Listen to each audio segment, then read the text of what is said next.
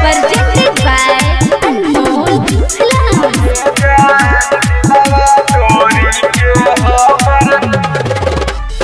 तीन धारल मट कर तोहर बेलो जबही कोना गे जा दिन धारल मट कर तोहर बेलो जबही कोना तो गे जान दिलावा तोरी के हमर जबही कोना तो गे जान दिलावा तोरी के हमर जबही कोना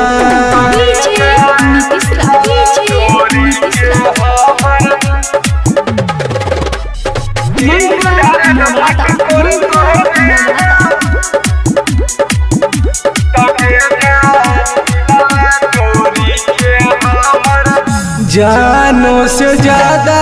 जान करे छियो प्यार गे तब किया के जबही जिंदगी तबाह गे जानो से ज्यादा जान करे छियो प्यार गे तब किया के जबही जिंदगी तबाह गे तोरे याद में पिए छियो रोजे गे ना गे जा तोरे याद में पिए छियो रोजे गे ना तो गे जा दिलवा तोरी के हमर जबही कोना तो गे जान दिलवा तोरी के हमर जबही कोना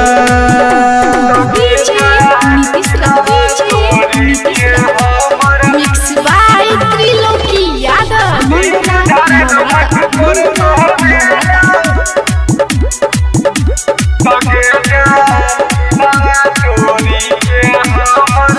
सपना सजलियो